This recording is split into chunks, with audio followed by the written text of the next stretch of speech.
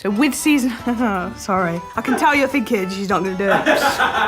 I'll just say some stuff, get it wrong, and then we'll break the ice, and we can say some more stuff. So... In Season 9, players will experience a refreshed, revitalised... Sorry, just had a thought of seeing the video and it's like someone else saying this bit, because like he's just cut me out entirely. Season 9 has been a chance for us to reassess players' relationships with some of the world events that they spend so much of their sessions engaging with. We had two kind of core areas that we wanted to approach. One was changes to the sandbox, adding new kind of chests into the world, refreshing some of our kind of core world events in the game. And then the second half was more around quality of life and kind of fixes and changes and improvements to the game as a whole.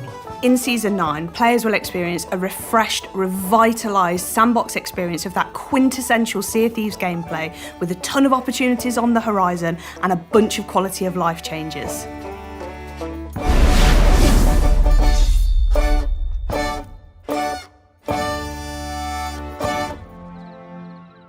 In Season 9, you can find the Chest of Fortune hiding in the vault at the Fort of Fortune, and cashing it in will get you a large golden reputation reward at the Gold Hoarders. But it also progresses a new commendation that will allow you to buy parts of the Fates of Fortune ship set. No matter how long you've been playing, how much gold you've got, how much reputation, everybody's going to want to get their hands on this chest. We are going to be adding grades to those commendations in the future that will let you unlock more parts of the set.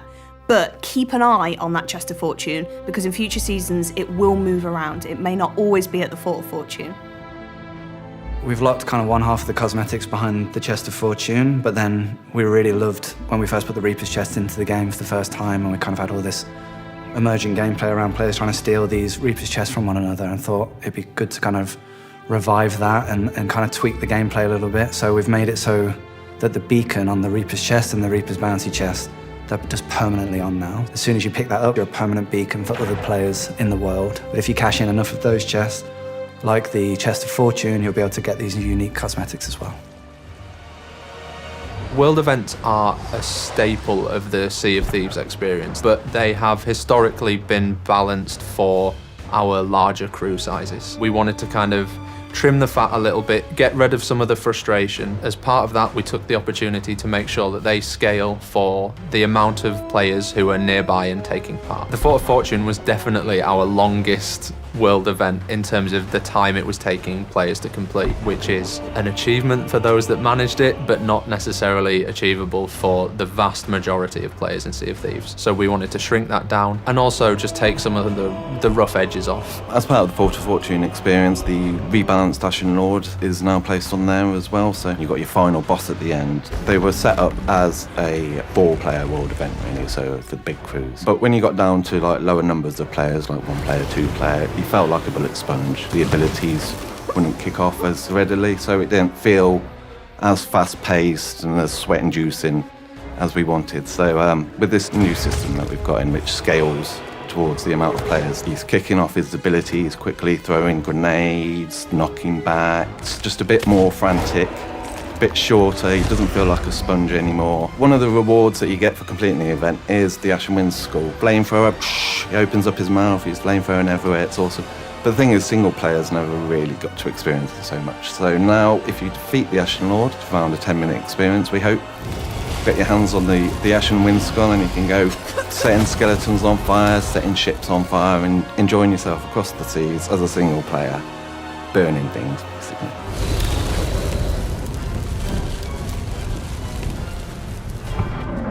Another thing that we wanted to do as part of this refresh to the sandbox was bring back the ghost ship fleet battle. We've now removed Flameheart from that encounter, so that same kind of naval-based battle is there for players to kind of take part in, which is great to have it back, because in its time away, we only had one kind of naval-based world event, and all the rest of them were kind of land-based, but now having the ghost ship fleets back in again, it gives us that nice variety back on the seas.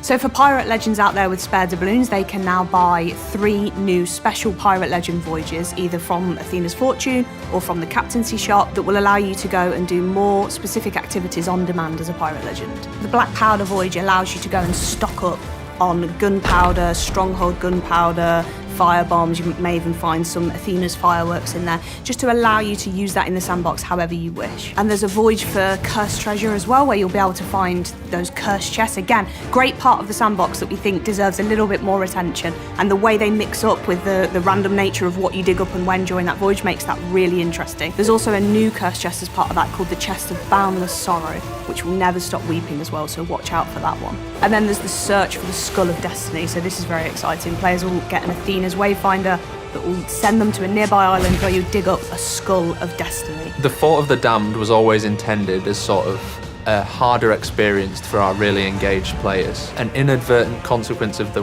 way we originally built it is that the hardest part of it was actually starting it. So we've given Pirate Legends access to the Skull of Destiny. What's cool about it is it has all the different flames of fate all in one object.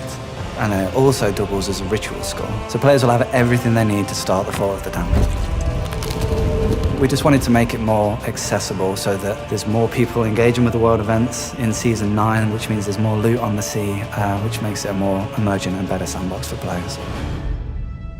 We've been working with our partners at Lucid Games on bringing a bunch of new great quality of life features for Season 9. They've been absolutely nailing it. They've added tons of new content. Usually we're so focused on these kind of big overarching changes to Sea of Thieves, and there's all these kind of opportunities to improve the game elsewhere. With Season 9, we've had that kind of huge focus on it. A few of the quality of life fixes we've added in this update include a volume slider for the hit stings that you get when players hit an enemy ship with the cannonball, the little diddle-in-it. You will now be able to independently adjust to the volume of that, even if you've got your music volume turned all the way down. We've also made it so that any loot from a ship that is sunk to the Red Sea will now respawn further into the safe areas of the Sea of Thieves. So no longer do those Red Sea runners get away with denying you their treasure. We've added in seagulls now, so when a player's ship sinks, any loot that they had on board was sometimes quite hard to find, especially if you're in like a PvP battle and the jettison barrels kind of float up, but you can't quite see them in the distance. There's now seagulls above all of that loot. You can now take emissary flags earned by sinking other ships to an outpost and cash them in with a skeleton that hangs above the Reaper's emissary table. The Guardians of Fortune had a really easy way of cashing in their flags at the mysterious stranger who's in every tavern on every outpost. We just wanted to make sort of the Season 8 PvP factions a little bit more aligned with each other. Delric is our new character that has just joined the Hunter's Call. He's kind of just become old enough to step into his Uncle Merrick's shoes, big shoes to fill, but he's going to try his best to do it. So players can now cash in for the Hunter's Call at Stephen's Spoils again. We've added a new bait box for the Hunter's Call that allows players to kind of purchase a crate full of bait so they can go on these fishing trips really quickly. The Sovereigns will now take deliveries of Hunter's Call items as well and cash those in for you. But the Hunter's Call, they still really want those direct deliveries to Seapost, so they'll offer you a bonus on the gold if you take it straight to them.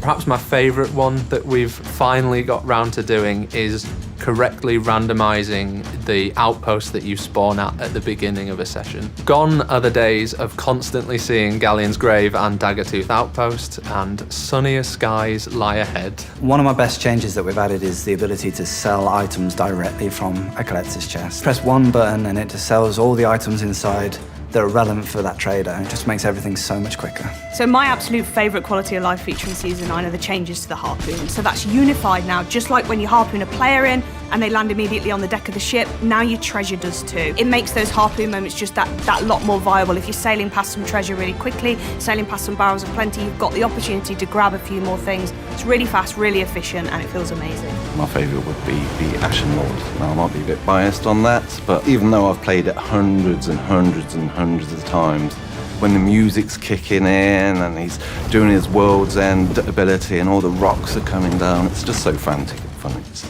I just love it. So as you look out on the horizon, you're seeing all these different world events appear.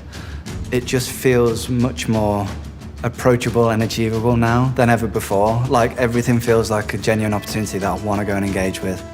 And that just feels like the sandbox becomes so much richer because I just want to take part in everything. All these individual features that we're bringing in as part of Season 9 are really greater than the sum of their parts when they work together. So you set sail in Season 9 and maybe you're holding a Skull of Destiny, you're about to go and light the Flames of Fate at the Fort of the Damned. When you see a beacon on the horizon, someone's picked up a Reaper's chest and maybe you want to go after that to get those Fates of Fortune weapon set. But then you see the Fort of Fortune's just started as well, the clouds just appeared for that, so maybe you want to go after that. And really is this wealth of choice and experiences for players in that quintessential Sea of Thieves sandbox way.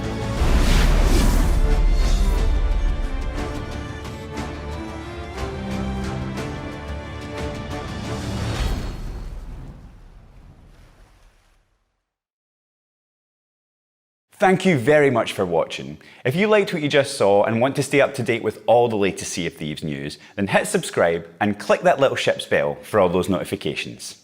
Cheers.